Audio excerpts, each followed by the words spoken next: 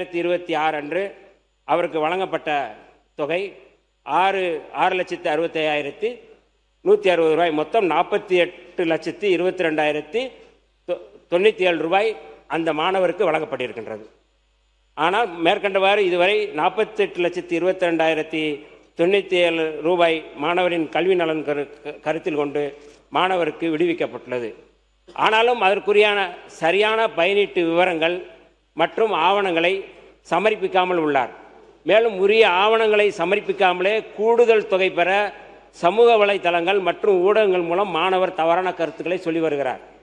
அண்ணல் அம்பேத்கர் அயல்நாட்டு கல்வி உதவித்தொகை திட்டத்தில் ஆதிதிராவிடர் மற்றும் பழங்குடியினர் மாணவர்களுக்கு உயர்கல்வியினுடைய உதவித்தொகை வழங்குவதில் எந்தவித தாமதமோ தடங்களோ இதுவரை இல்லை. மாணவரின் தவறான செய்திகளின் உண்மைத்தன்மையை சரிபார்க்காமல் அரசியல் உள்நோக்கத்தோடு அவதூறு பரப்பப்பட்டு வருகிறது.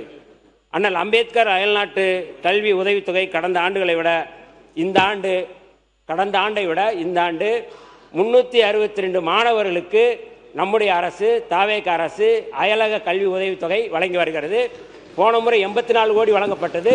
இந்த முறை 131 கோடி ரூபாய் இதுவரை வழங்காத வரலாற்று சாதனையாக இந்த 131 கோடி ரூபாய் வழங்கப்பட்டிருக்கிறது.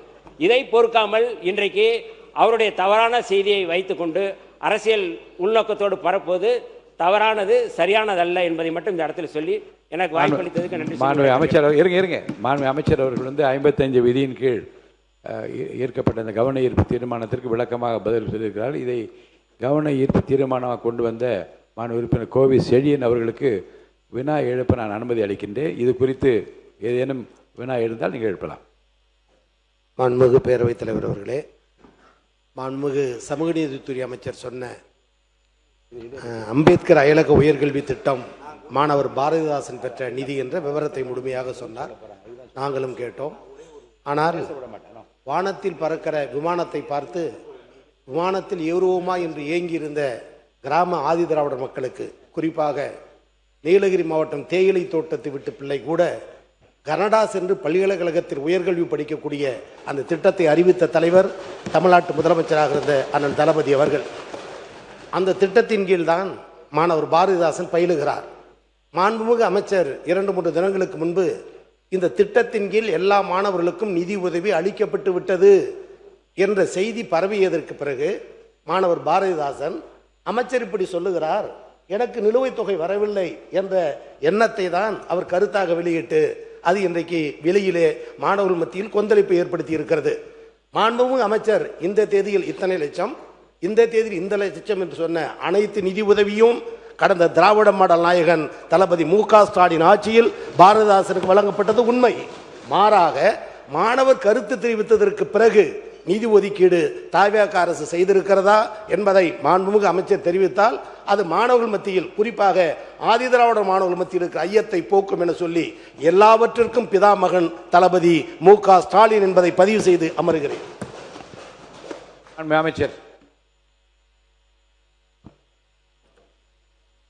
மாண்புமிகு உறுப்பினர் நம்முடைய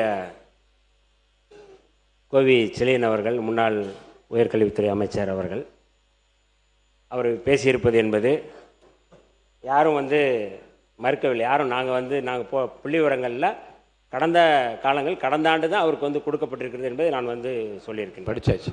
அதை நான் படிச்சிருக்கிறேன். இந்த யாரும் குறுக்க பேசாதீங்க. கடந்த 7/5/2026 கடைசியாக வழங்கப்பட்ட தொகையும் நான் சொல்லியிருக்கின்றேன். இதில் நாங்கள் சொல்ல வந்தது என்னென்றால், கடந்த முறை 500 பேர் விண்ணப்பம் செய்தார்கள். ஆனால் கடந்த அரசு வழங்கியிருக்கின்ற எண்ணிக்கை அப்படிங்கிறது குறைவானது அப்படிங்கிறது அடிப்படையில் நம்ம அதை சொன்னோம். மொத்தம் கடந்த முறை வழங்கியிருக்கின்ற அந்த எண்ணிக்கையை விட இந்த முறை 3 மடங்கு நாங்கள் அதிகமாக கொடுத்துருக்கிறோம். குறிப்பாக நான் இந்த துறைக்கு வந்த பிறகு விண்ணப்பம் செய்த அத்தனை மாணவர்களுக்கும், அயலகம் படிக்கக்கூடிய அத்தனை மாணவர்களுக்கும் அவர்கள் என்ன எலிஜிபிள் இருக்கோ அந்த எலிஜிபிள் அடிப்படையில் உடனே வழங்க வேண்டும் என்று கோரிக்கை வைத்திருந்தேன். மாண்புமிகு முதல்வர் அவர்களோட நான் கோரிக்கை வைத்திருந்தோம். ஆனால் அதற்கான நிதி இல்லை. போன முறை 84 கோடி வழங்கினாங்க. இந்த முறை கூடுதலாக வழங்க முடியாது என்று சொன்னபோது மரியாதைக்குரிய ஃபைனான்ஸ் மினிஸ்டர் இன்றைக்கி இப்போ வரல, அவரோடு நாங்கள் உரையாடி அதற்கு பிறகு வந்து ஃபைனான்ஸ் செக்ரட்டரியோடு பேசி அதற்கு பிறகு மாண்புமிகு முதல்வர் அவரிடம் சொன்னபோது முதல்வர் அவர்கள் சொன்னார்கள், அயல்நாட்டில் படிக்கக்கூடிய இந்த மாணவர்கள் எந்த சூழ்நிலையிலும் அவர்கள் வந்து தடைபடக்கூடாது, அத்தனை மாணவர்களும் அவர்கள் வெளிநாட்டுக்கு சென்று படிக்க வேண்டும் என்று வழிகாட்டி இருக்கிறார்கள். அந்த வகையில் தான் இன்றைக்கு கூடுதலாக 131 கோடி ரூபாய் கூடுதலாக இன்றைக்கு வழங்கப்பட்டு அந்த தொகை இன்றைக்கு எல்லோருக்குமே கொடுக்கப்பட்டிருக்கு. அதில் மாண்புமிகு உறுப்பினர் அவர்கள் சொன்னதை போல நிறைய அதில் வந்து விசா பிரச்சனை இருக்குது அப்படிங்கிறத நிறைய மாணவர்கள் கவனத்தில் கொண்டார்கள். அது குறித்து எங்களுடைய செயலாளர் அவரும் அனுப்பியிருக்கிறாங்க சென்ட்ரல் கவர்மெண்ட்டுக்கு, அதாவது மத்திய ஒன்றிய அரசுக்கு. மாண்புமிகு முதல்வர் அவர்களும் இது குறித்து கடிதம் எழுதியிருக்கிறார்கள். நாங்களும் இது குறித்து கடிதம் எழுதியிருக்கிறோம். யூகே அந்த நாட்டுக்கு போவதற்கான விசாவில் பிரச்சனை இருக்குது, அதை சரி செய்ய வேண்டும் என்று நாங்கள் கோரிக்கை வைத்திருக்கின்றோம். ஆகவே எந்த விதமான குழப்பமும் இல்லை, எந்த விதமான பதற்றமும் இல்லை. அத்தனை மாணவர்களும் இந்த ஆண்டு 362 மாணவர்களும் அயலகம் சென்று படிப்பார்கள். தவறான செய்திகளை பரப்பக்கூடாது என்பதற்காக அந்த செய்தியை நான் சொன்னேன். நன்றி, வணக்கம். உறுப்பினர் வேலுமணி அவர்கள். உறுப்பினர் வேலுமணி, முன்னாள் அமைச்சர்.